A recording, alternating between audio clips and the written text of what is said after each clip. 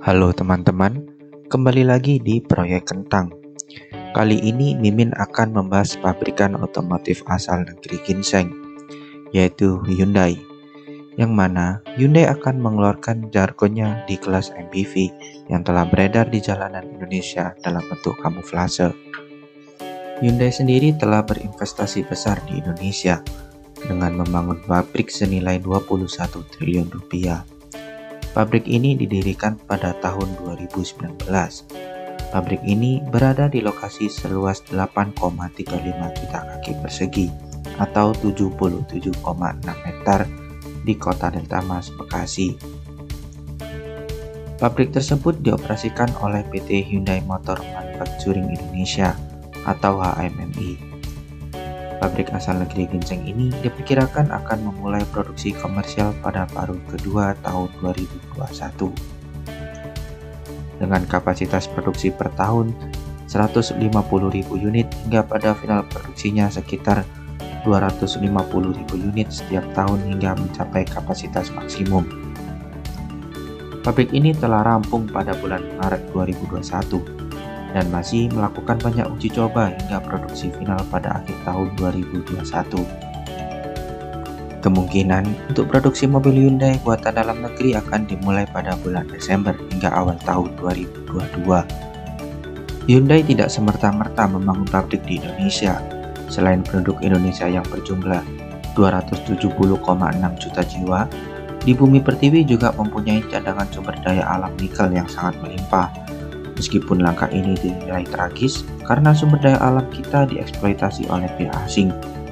Diharapkan pembangunan pabrik di Indonesia dapat menyedot banyak tenaga kerja dari Indonesia yang secara tidak langsung dapat mengurangi tingkat pengangguran di Indonesia. Oke, kita kembali lagi ke Hyundai Stargazer atau calon pesaing Xpander ketiga di kelas MPV. Telah banyak spesifik yang bertebaran di media sosial mengenai kehadiran calon penantang Mitsubishi Xpander, Suzuki R3, dan duo Astra Avanza Xenia. Hal ini menguatkan spekulasi bahwa Hyundai akan meluncurkan produk MPV-nya di Indonesia. Berikut spaceshot foto mobil Hyundai yang telah tertangkap di jalanan Indonesia maupun luar negeri. Kalau teman-teman lihat dari spaceshot, bentuk desain Stargazer dari sisi depan menunjukkan bahwa desain Hyundai Stargazer mengadopsi beberapa desain Hyundai Staria yang sebelumnya sudah rilis duluan di Indonesia. Kita lihat bagian depan, terdapat grill berbentuk trapesium yang diapit oleh dua lampu LED. Bentuk grill pada mobil ini juga terbilang menarik karena tak umum terlihat di mobil-mobil baru yang beredar saat ini.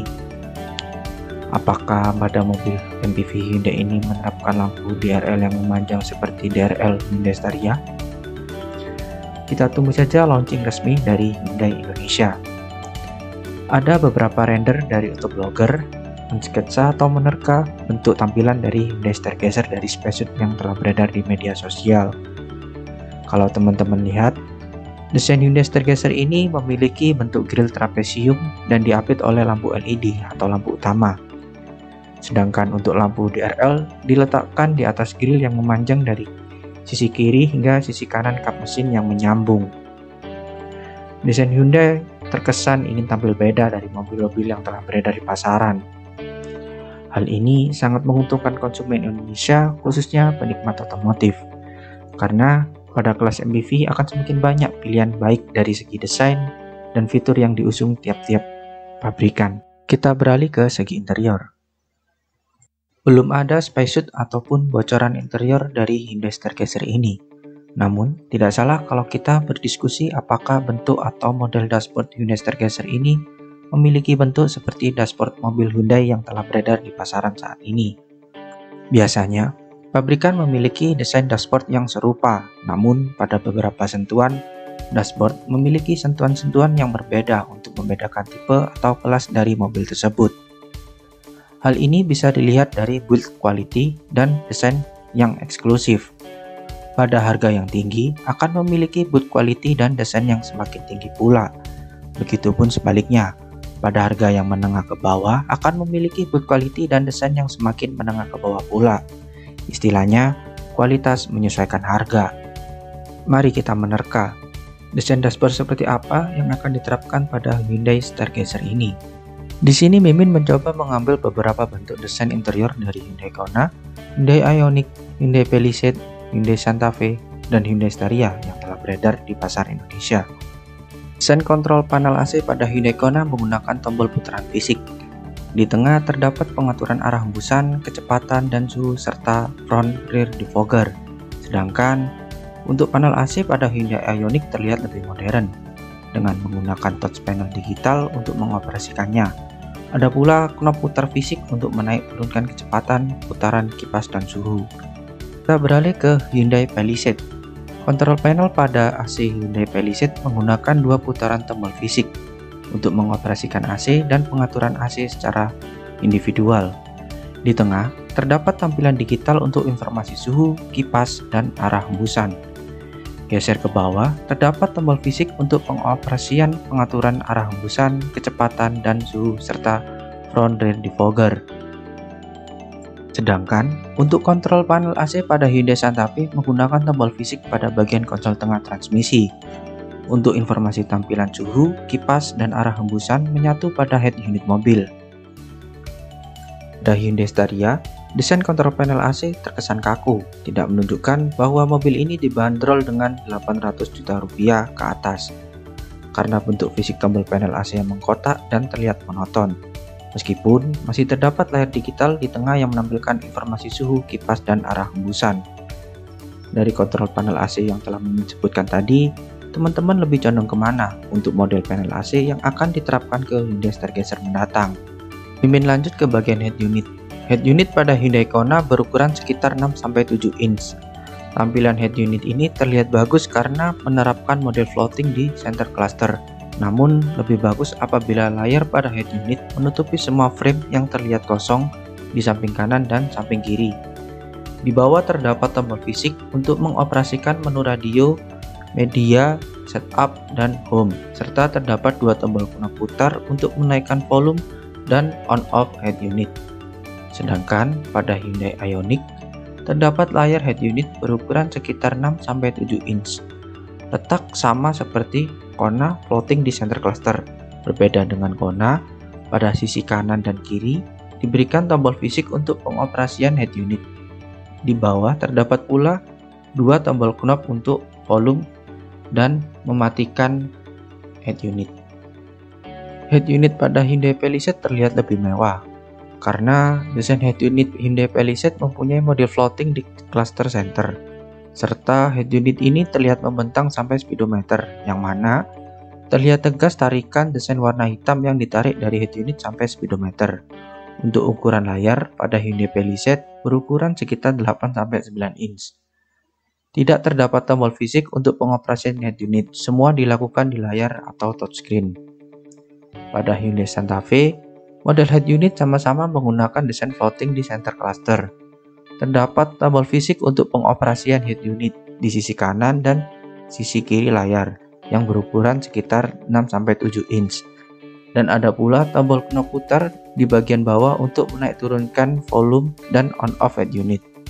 Sedangkan untuk desain head unit pada Hyundai Staria memiliki kemiripan dengan Hyundai Ioniq, di mana terdapat layar berukuran 6-7 inch. Sisi kanan dan sisi kiri terdapat tombol fisik untuk pengoperasiannya, serta tombol knob putar untuk menyalakan dan mematikan head unit beserta tombol volume.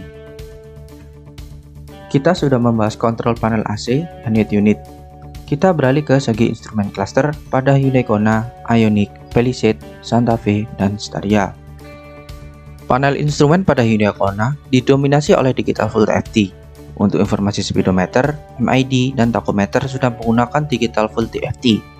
Instrumen cluster pada Hyundai Kona terlihat modern dan futuristik karena desain panel instrumen pada Hyundai Kona menjadi satu dalam layar digital dan didukung dengan penggunaan full TFT berwarna. Pada Hyundai Ioniq, desain panel instrumen juga terlihat modern dan futuristik. Namun, pada Hyundai Ioniq, desain panel instrumen terbagi menjadi tiga, yaitu di layar tengah yang menampilkan speedometer, informasi MID, dan informasi daya baterai. Sedangkan di sisi kanan menampilkan informasi suhu pada motor listrik, dan pada sisi kiri menampilkan tachometer. Tampilan panel instrumen pada Hyundai Palisade terbagi menjadi tiga bagian. Pada sisi kiri terdapat tachometer berbentuk analog. Di sisi tengah terdapat layar Full TFT dan di sisi kanan terdapat speedometer berbentuk analog. Untuk desain instrumen cluster pada Palisade ini terlihat lebih jadul karena pada produk Hyundai Kona maupun Ioniq yang harganya terpaut jauh di bawahnya sudah menggunakan instrumen cluster model digital. Mungkin untuk facelift generasi berikutnya, Hyundai akan melakukan improvement pada panel instrumen Palisade ini. Beralih ke Hyundai Santa Fe. Hyundai Santa Fe kelasnya terlihat lebih premium, meskipun harga masih di bawah Hyundai Palisade. Panel instrumen pada Hyundai Santa Fe menggunakan full layar digital TFT, baik dari informasi tachometer, MID, serta speedometer. Ada pula fitur menarik pada Hyundai Santa Fe ini, yaitu pada instrumen tachometer maupun speedometer dapat menampilkan gambar saat pengemudi menyalakan lampu sen, baik dari sisi kiri maupun sisi kanan. Cukup mewah ya produk Hyundai Santa Fe ini. Sedangkan panel instrumen pada Hyundai Staria terlihat lebih modern. Selain tampilan instrumen yang full digital, bentuk dan model panel instrumen pada Staria ini terbilang menarik karena penempatan instrumen yang seolah-olah melayang atau floating, yang biasanya panel instrumen pada mobil umumnya diletakkan menjorok atau tertanam pada dashboard mobil. Beralih ke model transmisi, Hyundai terlihat mulai menerapkan transmisi push button atau model transmisi pencet-pencet. Model transmisi ini terbilang unik karena transmisi model ini sangat jarang digunakan pabrikan lain untuk diterapkan di produk-produk mobilnya. Model bertransmisi push button ini awalnya diterapkan pada mobil elektrik Hyundai, namun seiring berjalannya waktu, model mobil mesin konvensional seperti Palisade, Santa Fe juga mendapatkan transmisi model push button. Apakah Hyundai Stargazer yang akan launching di Indonesia ke depan juga menggunakan transmisi push button? Kalau iya, Hyundai Stargazer ini akan menjadi mobil pertama low MPV yang menggunakan transmisi push button dan tentunya akan memberikan pengalaman berkendara yang unik serta menarik bagi calon konsumen Hyundai Stargazer mendatang.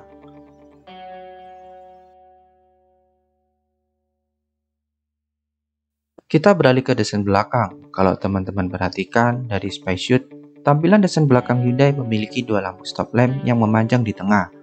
Kalau kita lihat dari Spacesuit, bentuk tampilan belakang ini masih sangat minim untuk kita terka-terka. Namun, ada autoblogger yang membuat hasil renderan berdasarkan dari Spacesuit yang beredar di jalanan. Kalau kita cermati, bentuk stop lamp Hyundai Stargazer ini memiliki desain yang memanjang dari atas sampai ke bawah, serta lampu mundur di samping lampu stop lamp yang memiliki desain panjang mengikuti lampu stop lamp. Dan ada pula lampu berbentuk garis strip seperti di RL yang menyambung dari stop lamp kiri sampai ke kanan. Beralih ke bawah, terdapat reflektor yang didesain cantik di bagian bawah, sudut kanan dan sudut kiri bumper belakang. Adapun tarikan garis desain dari samping sampai belakang yang menyambung sampai lampu belakang stop lamp. Dari keseluruhan desain Hyundai Stargazer yang beredar, terlihat bahwa Hyundai Stargazer ini memiliki dimensi yang cukup gambot atau besar. Semoga pabrikan asal negeri Ginseng ini sesegera mungkin melaunching Hyundai Stargazer agar konsumen Indonesia memiliki banyak opsional di kelas low MPV.